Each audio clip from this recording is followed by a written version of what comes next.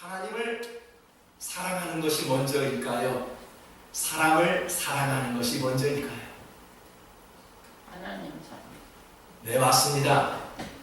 성경은 첫째 계명은 하나님을 사랑하는 것이요, 둘째는 이웃을 사랑하라 라고 말씀하였습니다. 참 얼마나 소중한 말씀입니까? 서기관이 가장 큰 계명이 무엇이냐고 물었을 때 예수님께서는 첫째는 하나님을 사랑하는 것이요, 둘째는 이웃을 사랑하는 것이라 라고 말씀한 것입니다. 가장 큰 계명은 하나님을 사랑하는 것과 이웃을 사랑하는 것이라 하였는데, 여기에 대한 공통점이 무엇일까요? 사랑이라는 단어를 한번 찾아볼 수 있죠. 하나님 사랑, 이웃 사랑, 사랑이라는 공통된 단어를 발견할 수 있습니다. 사랑 없이 우리가 종교를 가질 수 있을까요? 사랑 없이 선교할 수 있을까요? 사랑 없이 친구를 사귈 수 있을까요? 고린도전서 13장 13절에서는 그런즉 믿음, 소망, 사랑 중에 항상 있을지언데 이 중에 가장 제일은 사랑이라 라고 말씀하였습니다. 선교란 하나님의 사랑을 전하는 것이지요, 선교란 하나님의 이야기를 전하는 것입니다. 물질을 전하고 의약품을 전하고 따스한 담요를 전한다 할지라도 하나님의 사랑이 전달되지 않으면 그것은 선교라고 볼 수 없습니다. 본문 33절을 보십시오. 또 마음을 다하고 지혜를 다하고 힘을 다하여 하나님을 사랑하는 것과 또 이웃을 자기 자신과 같이 사랑하는 것이 전체로 드리는 모든 번제물과 기타 제물보다 낫다라고 말씀합니다. 무슨 말씀이에요? 제물보다 중요한 것은 마음을 다하고 지혜를 다하는 하나님의 사랑이라고 말씀하고 있는 것입니다. 선교하는 것이 어렵다고 말하는 사람들이 있습니다. 선교하는 것이 어려운가요? 제물을 드려야 된다라는 생각 때문에 어려운 것입니다. 역시 선교는 물질이다 라고만 생각하니까 우리가 선교를 못하는 것입니다. 하지만 성경은 물질보다 마음이 먼저라고 강조하지요. 그래서 물질을 잘 관리해야 된다 그렇게 말하지 않고요, 마음을 잘 다스려야 한다 라고 성경은 말씀하고 있는 것입니다. 아멘. 우리가 하나님을 사랑하고 이웃을 사랑한다는 것은 마음을 다하고 지혜를 다하고 힘을 다할 때 진정한 사랑이 전해지기 때문에 마음을 잘 다스릴 줄 알아야 한다고 말씀한 것입니다. 선교는 대단한 것이 아닙니다. 선교란 어려운 것이 아닙니다. 선교란 멀리 있는 것이 아니지요. 어느 지역도 아니고 큰 돈이 아니어도 누구나 할 수 있는 것이 바로 선교입니다. 선교란 대단한 일을 하는 것이 아닙니다. 하나님의 마음으로 살아가는 것이 선교라고 이야기합니다. 여러분, 지난 한 주간 하나님의 마음으로 살아가셨습니까? 그가 바로 선교사의 모습 가운데 살아간 성도라고 말하는 것입니다. 마태복음 25장 35절 36절을 다 같이 한번 읽어볼까요? 내가 죽일 때 너희가 먹을 것을 주었고, 목마를 때에 마시게 하였고, 나그네 되었을 때 영접하였고, 헐벗을 때 옷을 입혔고, 병들었을 때 돌보았고, 옥에 갇혔을 때 와서 보았느니라. 여러분, 이런 일들이 어려운 일인가요? 우리들은 이러한 일들을 어렵다고 생각하지 않습니다. 그저 우리에게 일어나는 일상생활이기 때문에 이것은 어려운 일이 아니라 당연히 해야 될 일이라고 우리는 생각합니다. 우리 주변에서 얼마든지 이러한 일이 일어날 수 있는 상황들이기 때문에 이것이 어렵다고 말하는 사람들은 없습니다. 그럼에도 불구하고 이 일이 어렵다고 우리의 몸을, 우리의 마음을 옮기지 못하는 경우가 있지요. 예수님은 지극히 작은 자에게 한 것이 곧 내게 한 것이니라 라고 말씀한 것이었습니다. 어느 교회처럼 2,000명의 선교사를 파송하고 2,000개의 교회를 세우는 것만이 선교라고 생각합니다. 여러분, 선교라는 것은 그런 것만이 아니라 우리의 분량대로 작은 것이지만 하나님의 마음이 전달되면 그것이 바로 선교라 생각합니다. 여러분들은 어떻게 생각하시는지? 선교란 큰 일들만이 하는 것이 아니라 지극히 작은 자 한 명을 돌보는 것도 선교라는 사실을 알아야 합니다. 아멘. 마태복음 10장 42절에서 또 누구든지 제자의 이름으로 이 소자 중 하나에게 냉수 한 글씨라도 주는 자는 내가 진실로 너에게 이르노니 그 사람이 결단코 상을 입지 아니하리라. 소자 중 하나에게 대접하는 냉수 한 그릇도 하늘나라에서 상이 된답니다. 참 얼마나 소중한 말씀일까요? 선교가 대단한 것이 아니네요. 보니까요.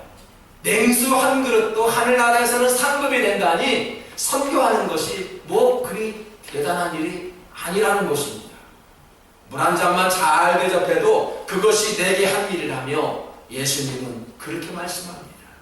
그렇다면 한 번 스쳐 지나가는 사람들에게도 우리가 친절을 베풀어야 되지 않을까요?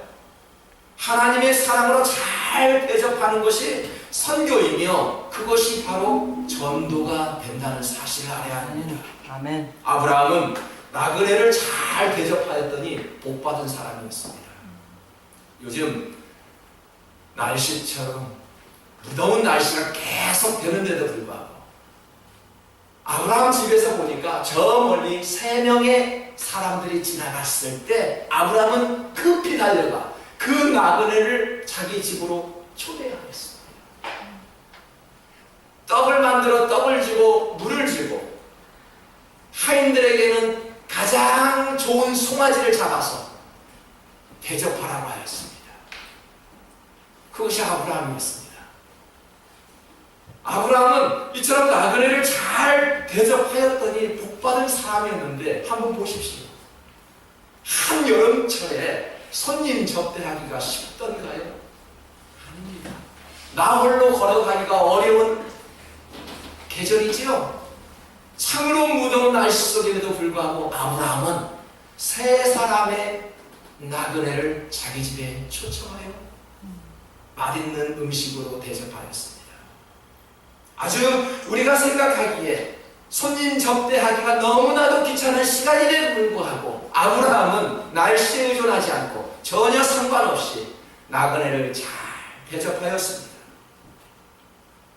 너무나도 그 귀찮은 시간에도 아내 사라는 맛있는 음식을 준비하고 있었습니다.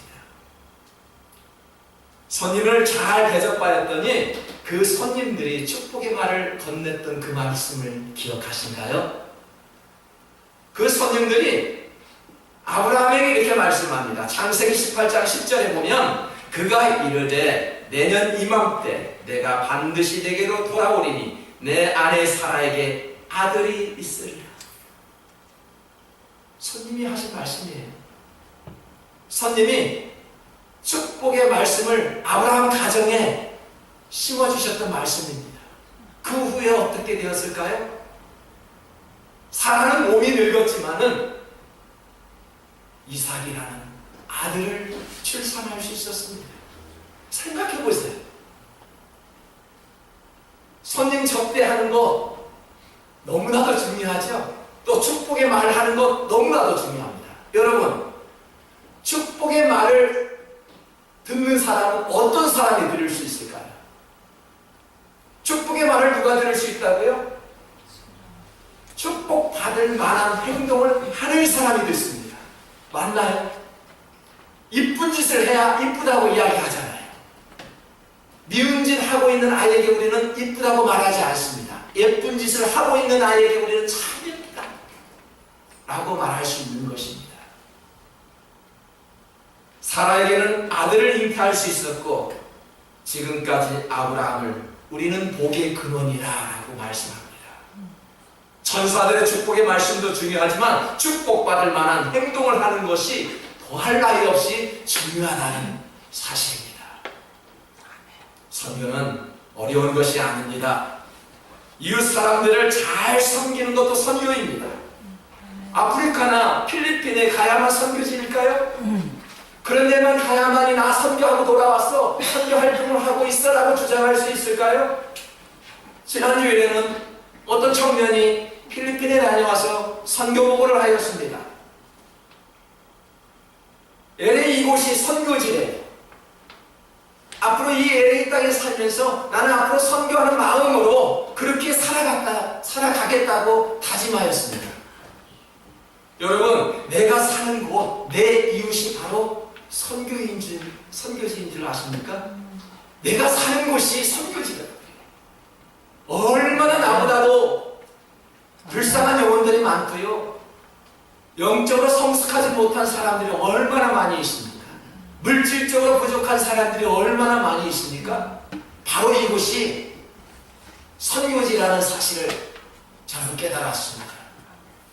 서기관이 가장 큰 계명이 무엇이냐고 묻자 예수님은 본문 31절에서 이렇게 말씀합니다. 둘째는 내 이웃을 내 자신과 같이 사랑하라 하신 것이라. 그렇게 이야기합니다. 우리는 멀리 보내야만 선교라 생각합니다. 그러니 가까운 이웃을, 가까운 친구를 돌보지 못하는 경우가 있죠. 먼 데만 생각하니까 등잔 밑이 어둡다라는 그 밑을 바라보지 못하고 우리들은 전도 활동을 하지 못합니다. 부모는 자식을 돌볼 줄 모르고 자식은 부모를 찾아볼 줄 모르고 섬기는 교회가 어떤 상황인지도 모릅니다. 신앙생활하고 있는 성도가 어떤 근심이 있는지도 모르고 우리들은 함께 신앙생활한다라고 이야기합니다. 여러분, 저는 작은 교회를 섬기고 있으니 어떻게 보면 축복이라는 말씀을 저 혼자 묵상해 봅니다. 성도 한 분 한 분을 이름을 불러가며 기도할 때 그것이 이렇게 기쁜지 모릅니다. 1000명, 2000명 줬었으면 아마 그분을 위해서 기도하기가 1년에 한 번이나 할까라는 생각을 가져볼 때 참 우리 교회는 그런 면에서는 축복이구나 라는 생각을 해봅니다. 성도 한 분 한 분을 그 마음을 알아볼 수 있고요. 기도를 통해서 마음을 전달할 수 있고 그 가정을 살펴볼 때 아브라함 가정에 축복의 말을 건넸던 것처럼 부족한 목회자의 입술을 통해서 그 상대방을 향해 축복의 말을 건넬 때 아, 이것이 바로 목회구나. 참 목회가 즐겁구나, 기쁘구나 그런 생각을 가져봅니다. 여러분들은 어떠신지요? 우리가 축복의 말 한마디와 손 한번 잡아 일으켜 세워주는 것이 선교라는 것을 느끼지 않았나요? 어떠한 말씀을 우리가 신앙생활할 때 성도들에게 말씀을 전합니까? 축복의 말 한마디를 전합니까? 손 한번 잡아주십니까? 이것이 선교라고 이야기합니다. 베드로는 나면서부터 걷지 못한 자가 성전 앞에 앉아 구걸을 합니다. 호주머니를 들어 뒤져보니 아무것도 없었습니다. 내가 너에게 줄 것은 은과 금은 없어도 나사렛 예수님의 이름으로 걸어라 말씀하시면서 오른손을 펴서 그 앉은 뱅이의 손을 일으켜 세워주시니 그가 벌떡 일어나 성전에 들어가 뛰고 걷고 하나님을 찬양하였다라고 말씀합니다. 그 잘난 레위인도 제사장도 그냥 본체만 채 지나가 버렸지만 그 못나고 아무것도 없는 사마리아 사람만이 강도 만나 누워있는 자에게 손을 내밀어 일으켜 세워주셨습니다. 이것이 선교이고 전도임을 우리는 압니다. 선교가 무엇이고 과연 전도가 무엇인가요? 축복의 말 한마디 전해주고 손 한번 내미는 것이 저는 선교라 그렇게 생각합니다. 먼저 고개 숙이는 것 어려운 것이 아닙니다. 먼저 미안하다. 내가 잘못했습니다. 그것이 자존심 상하는 것이 아니지요. 오히려 그것이 하나님의 마음을 전달하는 선교의 역할을 하고 있는 것이지요. 먼저 인사하십시오. 먼저 손을 내밀어 보십시오. 먼저 잘못했습니다. 먼저 감사합니다라고 말씀해 보십시오. 그렇게 말한 자가 더 오히려 마음이 뿌듯하고 마음이 먼저 더 기쁜 마음으로 전달된다는 사실입니다. 선교는 작은 것부터 그리고 가까운 곳에서부터 시작됩니다. 선교의 목적은 예배가 없는 곳에 예배를 세우는 것이라고 말씀드렸습니다. 선교와 구제는 가까운 곳에서부터 시작하여 먼 데로 가는 것이 일반적인 순서입니다. 죄인이 멀리 있을까요? 가까운 곳에 있습니다. 불신자가 멀리 있나요? 내 가정에, 내 직장 안에, 우리 학교 안에 불신자들이 넘쳐납니다. 선교는 이처럼 가까운 곳에 있습니다. 선교는 그래서 가정에서부터 시작되지요. 다니고 있는 직장과 학교에서부터 시작되는 것입니다. 신명기 30장 14절에 보니까 모세가 이스라엘 백성들을 향해서 축복의 말을 건네는 그런 설교 내용입니다. 오직 그 말씀이 내게 매우 가까워서 내 입에 있으며 내 마음에 있은즉 내가 이를 행할 수 있습니다. 말씀이 가까운 곳에 있어 우리의 입과 마음에 있다는 것은 우리 안에 능력이 있다는 이야기죠.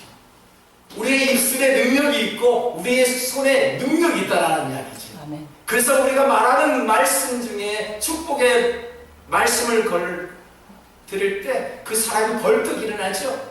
손을 내밀 때 그 사람이 힘을 얻죠. 왜요? 하나님 말씀이 우리의 마음속에 가까이 있기 때문에 그렇습니다. 그래서 우리의 입술과 우리의 능력이 우리 안에 있다라고 이야기하는 것입니다. 착한 성품은 하나님의 말씀과 하나님의 주신 마음으로부터 임하여 입으로 흘러나오게 됩니다. 그럴 때마다 능력이 임하고 우리의 성품과 행실을 보시고 전도가 되고 믿지 않는 자가 주님 앞에 돌아오게 된다는 사실입니다. 어느 크리스천 개구먼이 신앙이 없는 가정에 시집을 갔습니다. 그 시집은 제사를 지내고 있었는데 어느 날 갑자기 제사가 사라지고 말았습니다. 어떻게 된 사실일까요? 시집을 가서 제사를 지내고 있는 그 모습이 그렇게도 좋아 보이지 않았습니다. 그런데 그가 몇 년 후에는 그가 시집생활하는데 끝내는 온 식구들이 기독교식 제사를 드리고 있었습니다. 어떻게 됐을까요? 시집을 가서 시집 식구들과 좋은 관계를 맺고 있었습니다. 시집 일이라면 모든 것들을 마다하지 않고 달려가 함께 하였습니다. 많은 형님들 앞에서 이렇게 제안하였습니다. 형님들, 앞으로 제사는 지내지 말고 그냥 우리 함께 모여서 식사합시다 라고 제안하였습니다. 착하고 예쁜 신상을 가진 그 신부를 향해서 그래, 당신 말이라면 다 옳다라는 뜻으로 인해서 그래 밥이나 먹자 하고 그때부터 제사가 사라졌다고 이야기합니다. 그냥 밥만 먹는 게 아니라 우리 기도합시다 하고 기도를 제안하였더니 그래 그러면은 기도해. 그래서 제사가 사라지고 말았다 합니다. 여러분, 누가 선교사일까요? 이런 사람이 선교사 아닐까요? 착한 행실을 보일 때 그 사람 앞에 순종하게 되지요. 그래서 가까울수록 자주 보는 사람일수록 행실과 말을 조심해야 합니다. 그들이 우리의 모습을 보시고 판단하기 때문입니다. 불신자들이 가장 흔히 하는 말씀이 무엇인 줄 아나요? 그러니까 내가 예수합니다. 당신도 집사예요? 불신자들이 가장 흔히 하는 말이 아닙니까? 선교지는 멀리 있지 않습니다. 전도의 대상도 아주 가까운 곳에 있습니다. 요한일서 4장 20절을 한번 보십시오. 누가 하나님을 사랑한다고 하면서 자기 형제자매를 미워하면 그는 거짓말장입니다. 보이는 자기 형제자매를 사랑하지 않는 사람이 보이지 않는 하나님을 사랑할 수 없습니다 라고 말씀하죠. 눈앞에 보이는 형제자매를 사랑하지 않으면 어찌 하나님을 사랑할 수 있겠느냐는 것입니다. 그래서 가장 큰 계명은 하나님을 사랑하는 것이요, 둘째는 이웃을 사랑하는 것이라고 말씀하는 것입니다. 사랑하는 성도 여러분, 가장 큰 계명은 하나님을 사랑하는 것과 이웃을 사랑하는 것입니다. 이것을 모르는 분 계시나요? 이 세상 많은 사람들은 축복을 빌어주고 손을 잡아주는 그런 사람 앞에 웃는 세상입니다. 힘을 얻는 세상입니다. 선교의 주체는 하나님이시지만 선교의 대상은 사람입니다. 사람을 싫어하면서 우리가 어떻게 영혼을 구원할 수 있을까요? 우리가 무심코 건넨 그 말 한마디, 냉수 한 잔을 통하여 사람이 세워지고 구원받는 역사가 여러분의 가정과 직장과 교회 위에 풍성하게 열매가 있는 그런 신실한 삶을 사는 우리 선한 믿음교회 성도들 되시기를 주님의 이름으로 간절히 축복합니다. 아멘. 우리 다 같이 기도합니다.